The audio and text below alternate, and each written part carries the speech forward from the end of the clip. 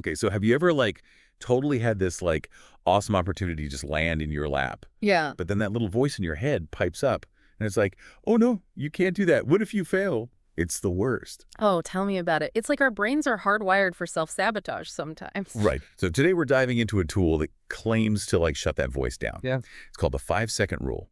And it was popularized by this fascinating woman, Mel Robbins. She was a lawyer, but then kind of became this self-help phenomenon. And it all started with her watching a rocket launch, believe it or not.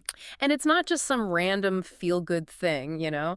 The 5-second rule is actually rooted in some pretty solid science about how our brains make decisions and how we can kind of hack that process to be more proactive. Okay, so walk me through this. Mel Robbins, she's feeling stuck, career doubts, money worries, the whole 9 yards. And then this rocket launch comes on TV. What happens next? So she's watching this rocket, right? And she's struck by the countdown. 5, 4, 3, 2, 1. But it hits her. This countdown, it's not just for rockets. It's about launching yourself into action before all those doubts and what ifs can creep in. So simple, but kind of brilliant. It's not about this whole elaborate self-improvement plan. It's like a mental trick to short-circuit overthinking. Totally. Because when we overthink, we're engaging this part of our brain, the basal ganglia, which loves those comfy, familiar habits, even if they're not good for us. So we're basically stuck in autopilot mode. Exactly. But the 5-second rule, that countdown, it's like switching gears. It jolts your prefrontal cortex awake, and that's the part of your brain that's all about focus, decision-making, taking charge. Just like giving our brain a jump start. Yes, 5 seconds to shift from maybe I should to I'm doing this. You know, it reminds me of all those times you hear about these aha moments, like someone gets a flash of inspiration and boom, they invent something amazing or start a business. It's like they acted on instinct before logic could talk them out of it. And the fascinating thing is there's science behind that too.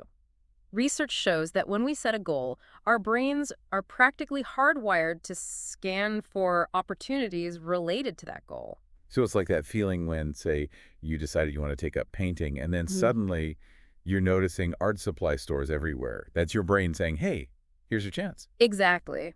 Those seemingly random urges might be our deeper desires trying to nudge us in the right direction. The 5-second rule just gives us a way to actually listen to them. What I find really cool about Robin's approach is that she emphasizes that this rule isn't just for the big, life-altering stuff. It's those little hesitations we have every day that keep us stuck. Absolutely. Like not speaking up in a meeting because you're afraid your idea isn't good enough, or not going for that run because you'd rather just veg out on the couch. Those moments where we talk ourselves out of something before we even give ourselves a chance. It's like we think we need to feel brave to be brave. But sometimes you just have to act. So we're not talking about some mystical, unattainable level of confidence. It's about building that courage muscle, one 5-second countdown at a time. 100%. And you know, there's this really interesting link between our emotions and actually taking action. Ever heard of Antonio Damasio? Rings a bell. Refresh my memory. He's a neuroscientist who says that we often mistake feeling like we can do something for the actual ability to do it. Okay, so you're saying we think we need to feel ready before we can do something, but that's not always the case. Exactly. We might not always be able to control those initial feelings of fear or doubt, but we can control our actions. The 5-second rule is like this bridge between how we feel and what we actually do. So basically, it's like hijacking our brains before those negative thoughts can take over. Exactly. And the more you do it, the easier it becomes. It's like building a muscle. The more you use it, the stronger it gets. So instead of waiting for like this magical wave of confidence, it's about taking action and letting the confidence catch up. Yeah, you could put it that way. It's about like telling those feeling who's boss. Because seriously, we've all been told, believe in yourself and you can do anything.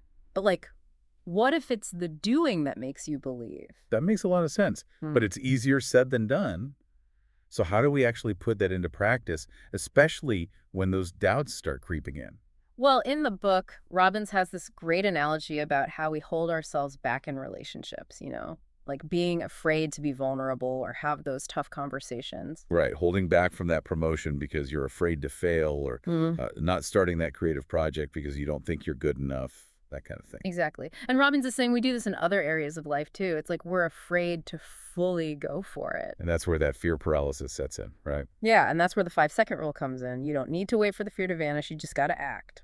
It's like that story Robin tells about her dad. Oh, yeah, the text message when she got that weird text from him while she was traveling. That's a good one. Yeah, and instead of freaking out, She just used the 5-second rule and called him right away. Exactly. And that call ended up being this really powerful moment for both of them. He'd been diagnosed with something serious and was facing surgery. And she was able to be there for him, share her feelings, make the most of the time they had. Right.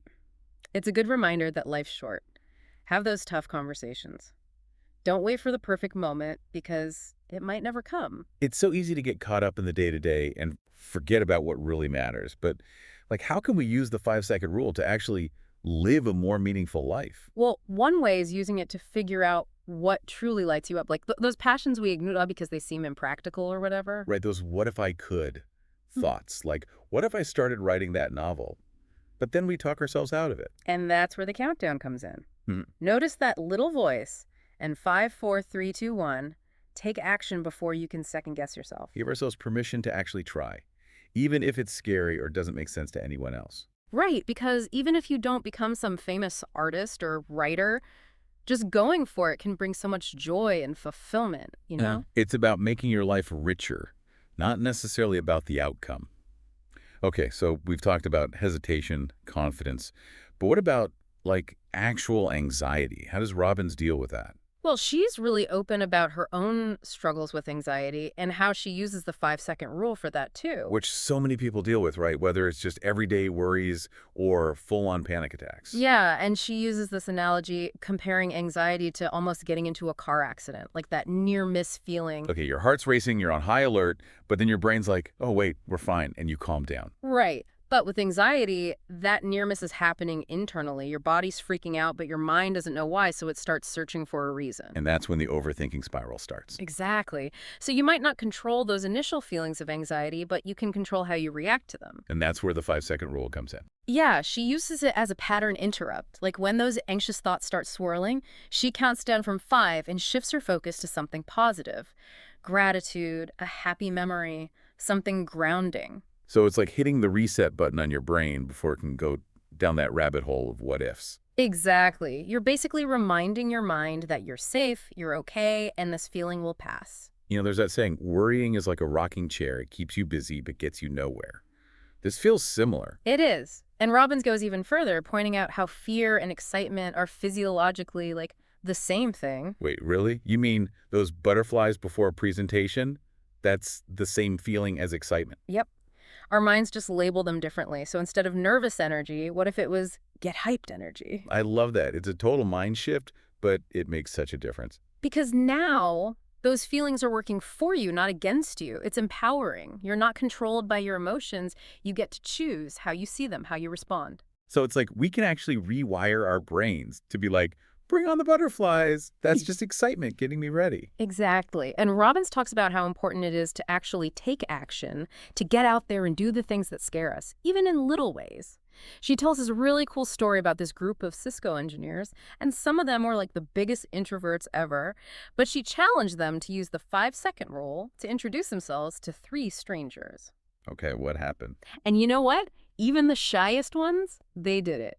And one guy, get this, he even ended up chasing down the CEO of Cisco on a bike path afterward because he had this business idea. Talk about turning 5 seconds of courage into a major opportunity. Wow. See, that's what I'm talking about. It proves it works, and those small actions can add up. Yeah. Robbins also talks about using the 5-second rule to build better habits, right? Like breaking those tech addictions we all struggle with. Oh, totally. She talks about her daughter, Kendall. She was spending way too much time on social media, so guess what she did?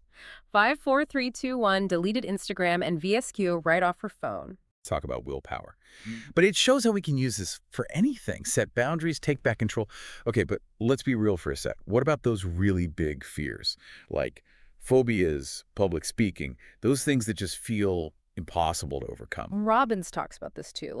She used to be terrified of flying, full-on panic mode. But she started using the 5-second rule to interrupt that. Okay, how? Did she, count down every time she got on a plane? Well, not exactly, but kind of. She'd use the countdown to shift her focus from the fear to something more positive. She'd visualize herself having an awesome trip or remind herself that if she was already at her destination, the plane obviously didn't crash. Logic stuff. So it's like, don't let your fear make up all those scary stories in your head. Stick to the facts. Exactly. It's like that old saying, don't believe everything you think. Our minds can be our own worst enemies sometimes. This has been really eye-opening. The 5-second rule, it's not just this quick fix. It's like this tool for building genuine courage, one small choice at a time. And those small choices lead to bigger ones, and eventually, you're living a totally different life. A better life, hopefully. And that's the beauty of it. You don't have to wait for permission or for things to be perfect. You have the power to choose courage right now, in this very moment. So for anyone listening, if there's one thing you're taking away from this, what would you say it is? Don't wait. What's that thing you've been putting off, that thing that makes you a little bit scared but also super excited? What if you 5, 4, 3, 2, 1 your way into actually doing it? Because 5 seconds of courage today could change everything. Thanks for being here. This was awesome.